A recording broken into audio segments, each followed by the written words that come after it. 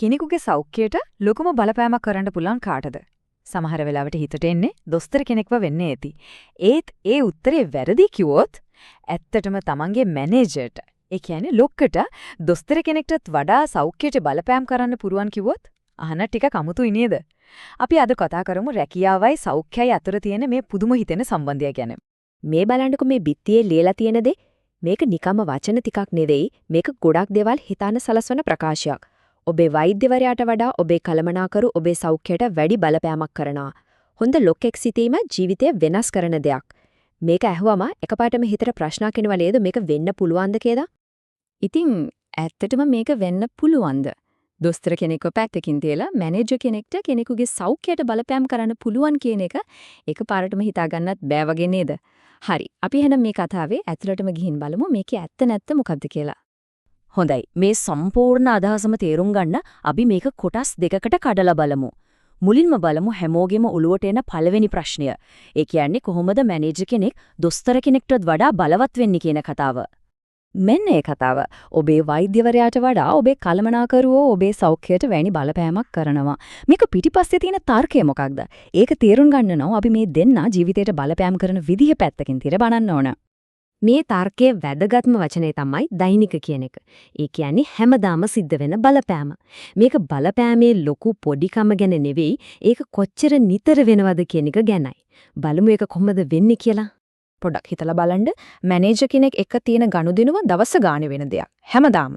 එයාට පුළුවන් කිලින්ම කෙනෙකුගේ මානසික පීඩණයට, දවසේ මූඩ් එකට, වැඩ කරන්න තියෙන උනන්දුවට බලපෑම් කරන්න.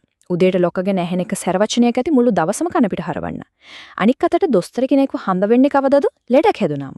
ඒකත් ඉඳලා ඉරලා. ඉතින් එකක් එක දිගට වෙන බලපෑමක්, අනික් එක කඩින් කඩ වෙන දෙයක්. හරි. ඒත් කොහොමද මේ දවස ගානේ වෙන පොඩි පොඩි බලපෑම් දොස්තර කෙනෙක්ගේ බලපෑමට වඩා ලොකු වෙන්නේ? ඒක වෙන්නේ දිගකාලීනව. හරියට වතුර බින්දුවක් ටික ටික වැටිලා ගලක් වුණ දිය වෙනව වගේ දවසින් දවස එකතු වෙන මේ පොඩි පීඩනයන් තමයි කාලයක් යද්දි ලොකු සෞඛ්‍ය ප්‍රශ්න ඇති කරන්නේ. ඔය ඉරිදා රැයට එන අප්පිරියාව දන්නව නේද?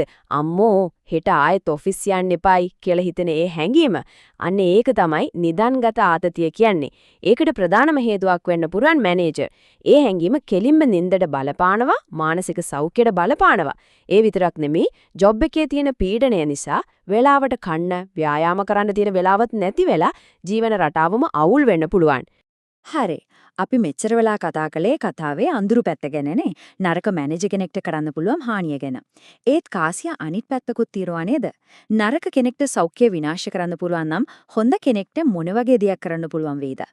අන්න ඒක තමයි මේ ප්‍රකාශයේ දෙවෙනි ඒ වගේම බලාපොරොත්තු ගේන කොටස. හොඳ ලොක්ෙක් සිටීම ජීවිතේ වෙනස් කරන දෙයක්. මේකේ ලොකු බලාපොරොත්තුවක් තියෙනවා. හැබැයි ඉතින් ජීවිතේ වෙනස් කරනවා කියවට ඒකෙන් ඇත්තරම මොකක්ද කියවෙන්නේ? කොහොමද හොඳ ලොක්ෙක් නිසා කෙනෙක්ගේ ජීවිතේ වෙනස් වෙන්නේ? ඒක නිකම්ම පඩි වැඩිවීම ගැන කතාවක්ද නැත්නම් ඊට වඩා දෙයක්ද? හිතන්න, Tamante හිතන දේ බය නැතුව කියන්න, අලුත් දෙයක් try කරලා වැරදුනත් ප්‍රශ්නයක් නැති තැනක්. අන්න ඒකට තමයි මානසික ආරක්ෂාව කියන්නේ. හොඳ ලොක්ෙක් ඒ වගේ පරිසරයක් හදනවා, ඒ වගේම තමන්ගේ දියුණුවට උදව් කරනවා, වෘත්තීය ජීවිතේ ඉස්සරහට යන්න පාර පෙන්නනවා, වැඩගත්ම දේ වැඩයි පෞද්ගලික ජීවිතයයි අතර බැලන්ස් එකක් තියාගන්න උදව් කරනවා. අන්න ඒ වගේ පරිසරයක් ලැබුණාම ඒක නිකම්ම ජොබ් එකක් නෙවෙයි, ජීවිතේම වෙනස් කරන දෙයක් වෙනවා. එතකොට පේනව නේද? එකම තනතුර, ඒ කියන්නේ මැනේජර් කියන තනතුර කෙනෙක්ගේ ජීවිතේ විනාශ කරන්නත්, තව කෙනෙක්ගේ ජීවිතේ ගොඩනගන්නත් පුරවන් බලවත් දෙයක්. මේක ඇත්තටම ජීවිතේ විනාශ කරන බලවේගයක්. දැන් අපි ආයමත් සැරයක් අර මුලින්ම දැකපු ප්‍රකාශය දිහා බලමු. ඔබේ වෛද්‍යවරයාට වඩා ඔබේ කළමනාකරු ඔබේ සෞඛ්‍යයට වැඩි බලපෑමක් කරනවා. හොඳ ලොක්ෙක් සිටීම ජීවිතය වෙනස් කරන දෙයක්. දැන් මේක දිහා බලද්දි ඒකේ තියෙන ගැඹුර, ඒකේ තියෙන ඇත්ත කලින්ට වඩා හොඳට දැනෙනව නේද? ඉතින් මේකෙන් අපිට පැහැදිලි මැනේජර් කෙනෙක් සහ සේවකයෙක් අතර තියෙන සම්බන්ධය කියන්නේ හරියට දෙපැත්ත කැපෙන කඩුවක් වගේ දෙයක්. එකෙන් කෙනෙක්ගේ සෞඛ්‍යය විනාශ කරන්නත් පුළුවන්, ඒ වගේම සුවතාවේ වර්ධනය කරලා ජීවිතේම ගොඩනගන්නත් පුළුවන්. ඉතින් අවසාන වශයෙන් මේ ප්‍රශ්නය ගැන පොඩ්ඩක් හිතන්න. කෙනෙකුගේ සුවතාවය ගැන කතා කරද්දී ඇත්තටම වැඩි බලයක් තියෙන්නේ කාගේ අතේද? අවුරුද්දකට දෙතුන් පාරක් හම්බ වෙන දොස්තර අතේද? නැත්නම් සතියේ දවස් 5ෙම දවසට පැය 8ක් තමන්ගේ ජීවිතයට බලපාම් කරන මැනේජර් අතේද? මේ ගැන මොහොතක් හිතන්න.